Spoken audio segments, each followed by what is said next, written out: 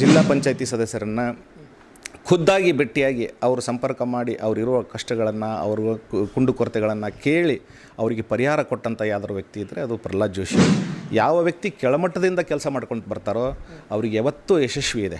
ನೀವು ನೋಡಿ, first time election ನಿಂತಾಗ ಅವ್ರು ಏನು ಯಾವ ಮಾರ್ಜಿನಲ್ಲಿ ಅವ್ರು ಗೆದ್ದಿದ್ರು, ಮತ್ತು ಲಾಸ್ಟ್ ನಾಲ್ಕನೇ ಬಾರಿಗೆ ಅವ್ರು ಗೆದ್ದಾಗ 2,05,070 ಓಟಿನಿಂದ ಗೆದ್ದಿದ್ದಾರೆ ಅವರು. ಸರ್, ನಮಗೆ ಈ 5 ಗ್ಯಾರಂಟಿಗಳು ಏನಕ್ಕೆ ಎಫೆಕ್ಟ್ ಆಗಲ್ಲ ಅಂತ ನಾನು ಗ್ಯಾರಂಟಿ ಕೊಡ್ತಾಯಿದ್ದೆ. ನನ್ನ ಗ್ಯಾರಂಟಿ ಇದು. ಬಿ ಜೆ ಪಿಯ ಒಬ್ಬ ಸಾಮಾನ್ಯ ಕಾರ್ಯಕರ್ತನ ಏನು ಗ್ಯಾರಂಟಿ? ಅಧಿಕಾರಕ್ಕೆ ಬರಬೇಕಾದಾಗ 273 ನಿಮಗೆ ಮೆಜಾರಿಟಿ ಫಿಗರ್ ಇದೆ. ಸೊ ನೀವು ನಿಂತಿರೋದು 230. ಅದರಲ್ಲಿ ನೀವು ಆರಿಸಿ ಬರೋದು 30. ನೀವು ಎಲ್ಲಿಂದ ಕೊಡ್ತೀರಿ 1 ಲಕ್ಷ? ನನಗೆ ಅದೇ ಆಶ್ಚರ್ಯ ಆಗ್ತಾಯಿದೆ. ನನಗೆ ಯಾಕೆ ಸಾಮಾನ್ಯ ಜನರು ಇದನ್ನು ಅರ್ಥ ಮಾಡ್ಕೊಳ್ತಾ ಇಲ್ಲ? ನಮ್ಮನ್ನು ಸದೃಢವಾಗಿ ಮಾಡಬೇಕು ಆರ್ಥಿಕ ಪರಿಸ್ಥಿತಿಯಲ್ಲಿ. ಅದನ್ನು ಬಿಟ್ಟು ನಮಗೆ ನೀವು 1 ಲಕ್ಷ ಕೊಡ್ತೀನಿ, 50,000 ಕೊಡ್ತೀನಿ, 30,000, 2,000 ತಿಂಗಳಿಗೆ ಕೊಡ್ತೀನಿ ಅಂತಂದರೆ ನಮ್ಮನ್ನು ದುರ್ಬಲರನ್ನಾಗಿ ಮನೇಲಿ ಕೂತ್ಕೊಂಡು ಹಿಜಡಗಳನ್ನು ಮಾಡ್ಬೇಕಂತಿದ್ದೀರಾ?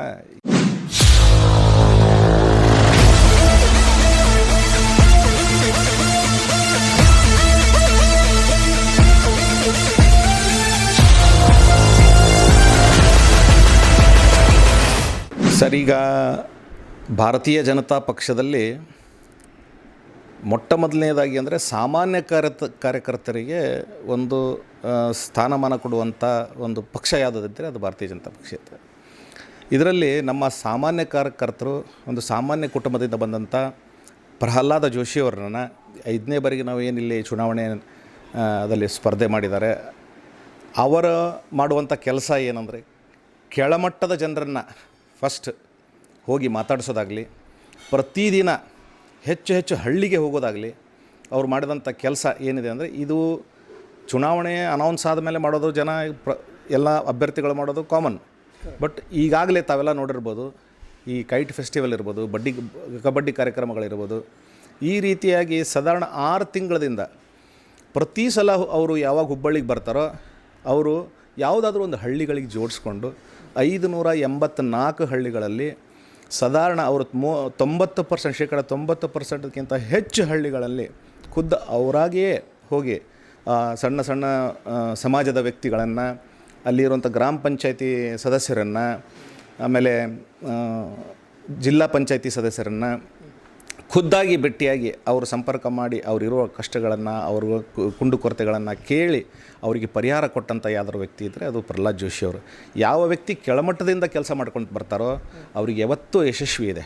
ನೀವು ನೋಡಿ, ಫಸ್ಟ್ ಟೈಮ್ ಎಲೆಕ್ಷನ್ ನಿಂತಾಗ ಅವ್ರು ಏನು ಯಾವ ಮಾರ್ಜಿನಲ್ಲಿ ಅವ್ರು ಗೆದ್ದಿದ್ರು, ಮತ್ತು ಲಾಸ್ಟ್ 4ನೇ ಬಾರಿಗೆ ಅವ್ರು ಗೆದ್ದಾಗ 2,05,070 ಓಟಿನಿಂದ ಗೆದ್ದಿದ್ದಾರೆ ಅವರು.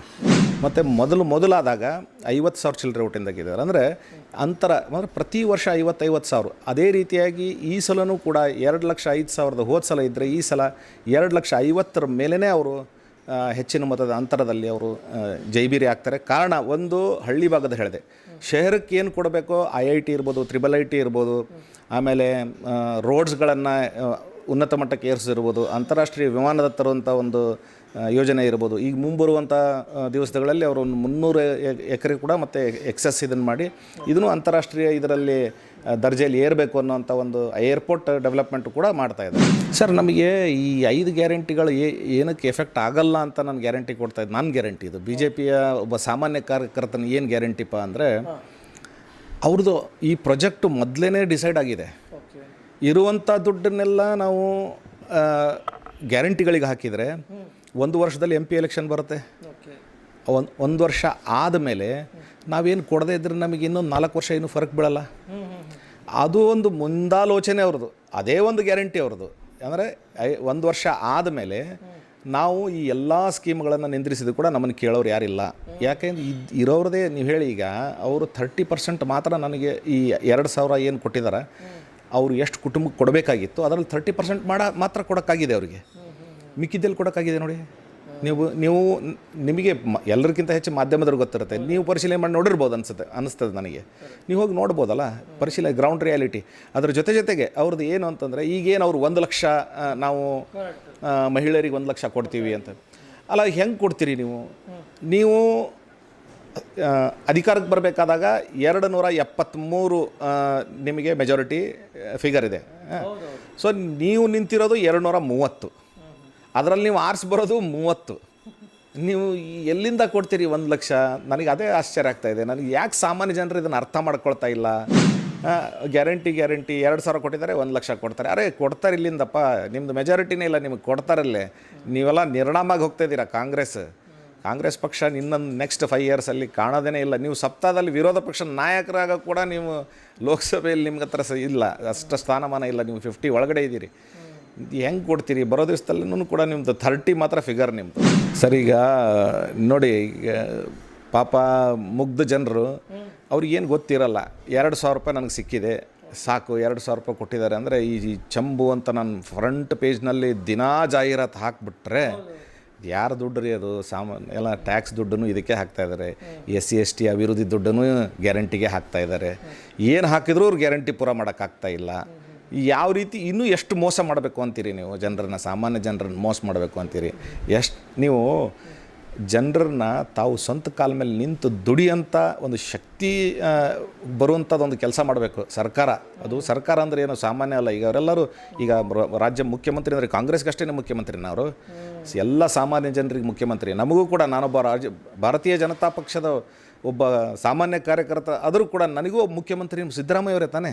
ನನಗೇನು ಯಡಿಯೂರಪ್ಪನವರಲ್ಲ ಮುಖ್ಯಮಂತ್ರಿ, ನನಗೇನು ಬಸವರಾಜ ಬೊಮ್ಮಾಯಿನವರಲ್ಲ ಮುಖ್ಯಮಂತ್ರಿ ನನಗೂ ಸಿದ್ದರಾಮಯ್ಯನವರೇ. ನನ್ನ ಒಳ್ಳೆಯದನ್ನು ಅವರೇ ವಿಚಾರ ಮಾಡಬೇಕು, ನಮ್ಮನ್ನು ಸದೃಢವಾಗಿ ಮಾಡಬೇಕು ಆರ್ಥಿಕ ಪರಿಸ್ಥಿತಿಯಲ್ಲಿ.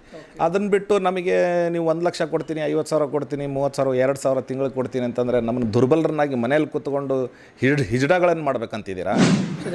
ಸರ್, ಅವರಿಗೆ ನನ್ನ ತಿಳಿದ ಮಟ್ಟಿಗೆ ಈ ಹೆಸರಿಗೆ ಎಕನಾಮಿಸ್ಟ್ ಅಂತ ನಾನು ಹೇಳ್ತಾ ಇರೋದು. ನಾನೊಬ್ಬ ಸಾಮಾನ್ಯ ಕಾರ್ಯಕರ್ತನಾಗಿ ದೊಡ್ಡ ವ್ಯಕ್ತಿಗಳೇ ಮಾತಾಡಬಾರ್ದು. ಆದರೂ ಕೂಡ ಈ ಸನ್ನಿವೇಶದಲ್ಲಿ ನಾವು ಕೇಳ್ತಾ ಇದ್ದೀರಿ, ನಾವು ಹೇಳ್ತಾ ಇದ್ದೀವಿ. ಅಟ್ಲೀಸ್ಟ್ ಒಂದು ಜನರಲ್ ನಾಲೆಜ್ ಕೂಡ ಇರಬೇಕು sir. Facts and figures are not ಏನೋ ಮನಸ್ಸು ಬಂದಲ್ಲಿ ಹೇಳ್ಬೋದು ಅಂಥೇಳಿ. ಪ್ರತಿಯೊಂದು ಫ್ಯಾಕ್ಟ್ಸ್ ಆ್ಯಂಡ್ ಫಿಗರ್ಸ್ ನಿಮಗೆ ಸರ್ಕಾರದಲ್ಲಿ ಸಿಗುತ್ತಾ? ನೀವು ಅನಲೈಸ್ ಮಾಡಿ ನೋಡ್ಬೋದಾ? ಉದ್ಯೋಗ ಸೃಷ್ಟಿಯಾದಾಗ ನಿಮ್ಮ ಫೈನಾನ್ಷಿಯಲ್ ಇದರಲ್ಲಿ ಎಷ್ಟು ಟ್ರಾನ್ಸಾಕ್ಷನ್ ಆಗ್ತದೆ ಎಲ್ಲನೂ ಪ್ರತಿಯೊಂದನ್ನು ಅನಲೈಸ್ ಮಾಡ್ಬೋದಾ? ಸಮೀಕ್ಷೆಗಳನ್ನು ನೋಡಿದಿರಲ್ಲ ನೀವು. ಬೇರೆ ಒಬ್ಬ ಫಾರಿನ್ನರು ಯಾರೊಬ್ಬರು ಇದರಲ್ಲಿ ಸಮೀಕ್ಷೆ ಮಾಡಿದ್ದಾರೆ.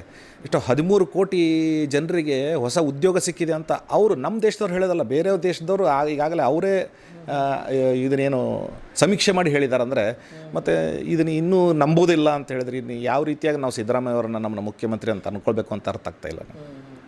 ಹಾಗಾದರೆ ನಮ್ಮ ಹುಬ್ಳಿಯಲ್ಲಿ ಎಷ್ಟು ಲೀಡ್ ಬರ್ಬೋದು ಸರ್ ನಿಮ್ಮ ಪ್ರಕಾರ?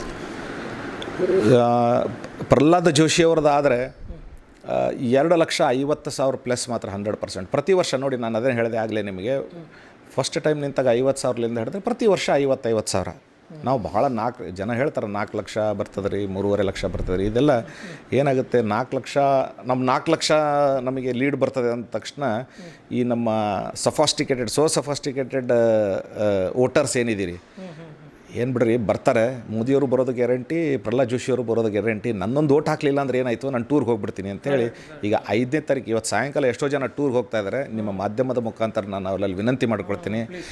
ನಾನು ದಯವಿಟ್ಟು ನೀವು ಯಾರು ಆ ಥರ ವಿಚಾರ ಮಾಡ್ತೀರಿ, 4 ಲಕ್ಷ ಲೀಡ್ ಬರ್ತದೆ ಬಿಡು, ನನ್ನ ಒಂದು ಓಟ್ ಇಲ್ಲ ಅಂದರೆ ಅಂಥೇಳಿ, ಒಂದೇ ಓಟದಲ್ಲಿ ಎಷ್ಟೋ ಜನ ಸೋತವ್ರು, ಒಂದೇ ಓಟದಲ್ಲಿ ಇತಿಹಾಸ ಸೃಷ್ಟಿ ಮಾಡಿದವರು ಇದ್ದಾರೆ. ಅದಕ್ಕೆ ನಾನು ಎಲ್ಲರಲ್ಲಿ ವಿನಂತಿ ಮಾಡ್ಕೊಳ್ತೀನಿ. ಅಂದರೆ ಈ highly educated as so called as doctors, ಆಮೇಲೆ any educated people, not only I shouldn't ಒಬ್ರಿಗೇನೆ ನಾನು ಕೈ ತೋರಿಸೋದು ಬೇಡ. ಇದರಲ್ಲಿ ಎಲ್ಲ ಎಜುಕೇಟೆಡ್ ಪೀಪಲಲ್ಲಿ ವಿನಂತಿ ಮಾಡ್ಕೊಳ್ತೀನಿ. ತಾವು ಬೆಳಗ್ಗೆ 7ನೇ ತಾರೀಕಿನ ದಿವಸ 10 ಗಂಟೆ ಒಳಗಾಗಿ ತಮ್ಮ ಫುಲ್ ಫ್ಯಾಮಿಲಿಯನ್ನು ಕರ್ಕೊಂಡು ವೋಟ್ ಹಾಕಿ ಬಂದಿದ್ದೇ ಆದರೆ, ನೀವೇನೀಗ 4 ಲಕ್ಷ ಬರ್ತಾರೆ ಬಿಡಿ ಅಂತಂದರೆ ಅದು ಆಶ್ಚರ್ಯ ಇಲ್ಲ. ಆದರೆ ನಮ್ಮ ಪ್ರಿಡಿಕ್ಷನ್ 2,50,000 ಮಾತ್ರ ಪ್ಲಸ್ ಇದ್ದೇ ಇದೆ ಅಂತ ನಮ್ಮ ವಿಶ್ವಾಸ. ಸರ್, ನಾನು ಎಲ್ಲ ನಿಮ್ಮ ಮಾಧ್ಯಮದ ಮುಖಾಂತರ ನಾನು ಎಲ್ಲರಲ್ಲೂ ವಿನಂತಿ ಮಾಡ್ಕೊಳ್ತೀನಿ, ಸಾಮಾನ್ಯ ಜನರನ್ನು ಹಿಡ್ಕೊಂಡು ಎಲ್ಲರಲ್ಲೂ ವಿನಂತಿ ಮಾಡ್ಕೊಳ್ತೀನಿ. ನಿಮ್ಮ ಹಕ್ಕು ಏನಿದೆ, ಮತದಾನದ ಹಕ್ಕು ಯಾವತ್ತೂ ಬಿಟ್ಟುಕೊಡಬೇಡಿ. ಇದು ಅವಕಾಶ ನಿಮಗೆ 5 ವರ್ಷಕ್ಕೊಮ್ಮೆ MP ಗೆ ಅವಕಾಶ ಸಿಗುತ್ತೆ, ನಿಮಗೆ 5 ವರ್ಷಕ್ಕೊಮ್ಮೆ ವಿಧಾನಸಭೆಗೆ ಅವಕಾಶ ಸಿಗುತ್ತೆ. ಅದೇ ಥರ ನಿಮಗೆ ಇಲ್ಲಿ ಲೋಕಲಲ್ಲೂ ಸಾಕಷ್ಟು ಎಲೆಕ್ಷನ್ಸ್ ಇರ್ತದೆ, ಅದೆಲ್ಲ ಸಿಗುತ್ತೆ. ಆದರೆ ಮತದಾನ ಮಾತ್ರ ನಿಮ್ಮ ಸ್ವಂತ ಹಕ್ಕು, ಎಲ್ಲದಕ್ಕಿಂತ ದೊಡ್ಡ ದಾನ ಮತದಾನ. ಹಾಗಾಗಿ ತಾವು ತಮ್ಮ ಮತದಾನವನ್ನು ಮುಖಾಂತರ ತಮ್ಮ ದೇಶವನ್ನು ಉಳಿಸ್ಕೊಳ್ಬೇಕು ಅಂತ ಹೇಳಿ ತಮ್ಮಲ್ಲಿ ವಿನಂತಿ ಮಾಡ್ಕೊಳ್ತಾ, ಇನ್ನೊಂದು ಸಲ ನೀವು ಬೆಳಗ್ಗೆ 7 ಗಂಟೆಯಿಂದ 10 ಗಂಟೆ ಒಳಗೆ ಬಂದು ನಿಮ್ಮ ವೋಟ್ ಮಾಡಬೇಕಂತೇಳಿ ತಮ್ಮೆಲ್ಲರಲ್ಲಿ ವಿನಂತಿ ಮಾಡ್ಕೊಳ್ತೀನಿ.